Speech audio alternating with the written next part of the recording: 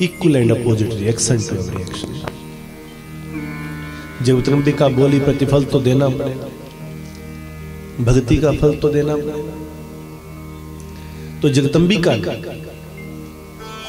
ब्रह्मा के बढ़ते हुए कदमों को रोकने के लिए एक लीला और रच दी। जगदम्बिका कहते हैं ठीक है, मैं तुम्हारी भक्ति से प्रसन्न हूं, मैं तुम्हें वचन देती हूं कि मैं संसार में आ जाऊंगा,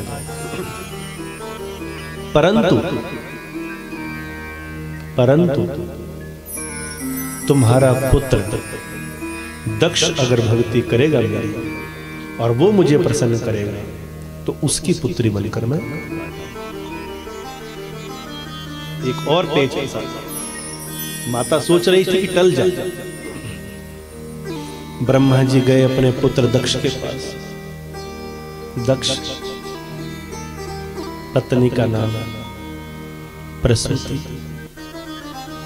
ऋषि कर्दम,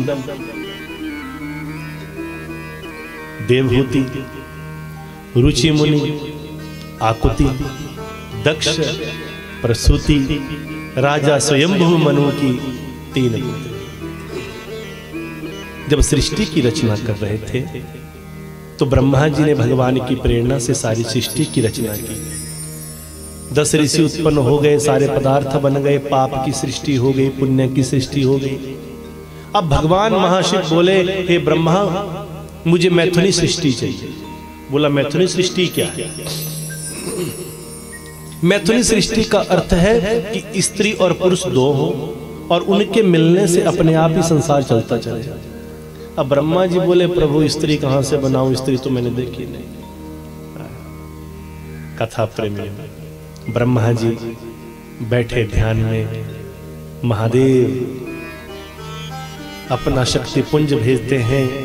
ब्रह्मा जी का शरीर बीचों बीच में से 2 भाग हो जाते हैं। आधे भाग से स्त्री बन जाती है और आधे भाग से पुरुष बन जाता है। स्त्री का नाम रानी शत्रुपा, पुरुष का नाम राजा मनु। उन दोनों का विवाह होता है। उनके 2 पुत्र हुए, प्रियव्रत, उत्तानपाद। 3 पुत्रियां हुई, आकुति, देवहूति, प्रसूति। आकुति का विवाह रुचि मुनि से हुआ। रुचि मुनि और आकुति के मिलन से आगे उनके यज्ञ नाम का पुत्र हुआ। यज्ञ नाम के पुत्र का विवाह दक्षिणा के साथ हुआ। दक्षिणा और यज्ञ के मिलन से क्षेम, लाभ, यश, कीर्ति आदि 12 प्रकार के पुत्र हुए। इसीलिए कहा गया है कि जब भी अपने घर में कोई यज्ञ होता है, कोई भी यज्ञ, चाहे कोई पाठ है, चाहे कोई यज्ञ है, कोई अनुष्ठान है, चाहे ये ज्ञान महायज्ञ, जब भी घर में कोई यज्ञ होवे तो यज्ञ की पूर्ति के लिए दक्षिणा को प्रसन्न करना बड़ा अनिवार्य है। दक्षिणा यज्ञ की पत्नी है। ब्रह्मा जी ने जब ये सृष्टि बनाई तो सबसे पहले उनके माध्यम से उनके शरीर के जो 2 भाग हुए, राजा मनु और रानी शत्रुपा बनी। उनके 3 पुत्रियां हुई। सबसे बड़ी पुत्री जो हुई उसका नाम रखा गया आकुति। आकुति का विवाह मुनि रुचि से हुआ। उनके माध्यम से यज्ञ नाम का पुत्र हुआ और यज्ञ स्वयं भगवान ही बनकर आए हैं। यज्ञ का विवाह दक्षिणा से हुआ।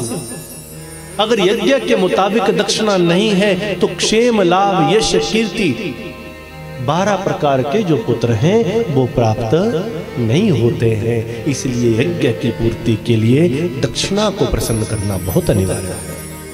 दूसरी पुत्री देवहूति। देवहूति का विवाह ऋषि कर्दम से हुआ, जिनके माध्यम से अनुसुईया, अरुणधति, कला आदि 9 कन्याएं हुई और 10वें स्थान पर भगवान कपिल उनके घर में आया। तीसरी पुत्री का नाम है प्रसूति। प्रसूति का विवाह राजा दक्ष के साथ हुआ। राजा दक्ष के जब प्रसूति के साथ विवाह हुआ तो इनके 27 कन्याएं एक हुई, जिनका विवाह चंद्रमा के साथ किया गया। जो आज के समय में 27 नक्षत्र हैं, वो राजा दक्ष की 27 पुत्रियां हैं जिनका विवाह चंद्रमा से हुआ है। इनकी ही एक कन्या सती है जिनका विवाह महाशिव से हुआ। इनकी 60 स्वधा कन्याएं हैं जिनका विवाह पितरों के साथ हुआ। पितरों के साथ जब इनका विवाह हुआ तो इनके माध्यम से आगे चलकर 3 कन्याएं हुई, मेनका, धन्या, कलावती। ये तीनों श्वेत द्वीप में भगवान विष्णु का दर्शन करने के लिए गई थी और वहां पर शौनक ऋषि आए, उनके रूप को देखकर मजाक उड़ा दिया, उनका परिहास कर दिया। अब संत का जब मजाक उड़ाया, साधु का मजाक उड़ाया, तो कुछ ना कुछ तो एक्शन रिएक्शन होगा। कहते हैं कि माता पिता, गुरु और भगवान, माता पिता, गुरु और भगवान, इन 3 महाशक्तियों का जाने अनजाने में भी मजाक उड़ाना नहीं चाहिए। इनका मजाक में भी मजाक उड़ाना नहीं चाहिए। तीनों की तीनों कन्याओं ने जो राजा दक्ष और प्रसूति की जो नातिनियां हुई, राजा दक्ष और प्रसूति की जो 3 नातिनियां हुई, दोतियां जिनको आप बोलते हैं, मेनका, धन्या, कलावती, इन तीनों ने शौनक ऋषि का अपमान किया और ऋषिवर क्रोधित हुए। कहा, तुम तीनों की तीनों जो स्वर्ग लोक का सुख पा रही हो, स्वर्ग तुल्य सुख भोग रही हो, देवलोक का सुख प्राप्त है तुम्हें, और एक संत का अपमान करती हो, हम तुम्हें श्राप देते हैं, तुम तीनों की तीनों पतित होकर मृत्यु लोक में गिर जाओगी और वहां पर साधारण योनि को, मनुष्य योनि को प्राप्त होगा। तीनों कन्याओं ने दोनों हाथ जोड़े, गुरुदेव को प्रणाम किया। गुरुदेव, हमसे गलती हो गई, पता नहीं हमारी क्या मति मारी गई थी, जो अपने सुखों को पाकर, अपने धन धान्य को पाकर, इंसान को जब जरूरत से ज्यादा मिल जाता है तो वो इंसान के मन को भ्रमित कर देता है, वो इंसान की बुद्धि को भ्रष्ट कर देता है, और वो इंसान जाने अनजाने में भ्रष्ट होकर कुछ भी कह देता है। आज तीनों की तीनों कन्याओं ने भ्रष्ट होकर जो शौनक ऋषि का अपमान किया, श्राप होकर पतित हो गई, गिरने लगी। गुरुदेव माफ कर दो, माफ कर दो। गुरुदेव बोले, जो मुख से एक बार निकल गया, करता करे कर न सके, संत करे सो होई। ब्रह्मा विष्णु महेश कर भी सकते हैं, नहीं भी कर सकते, पर जो संत एक बार कह देता है उसे टालने वाले की हसरत किसी में नहीं।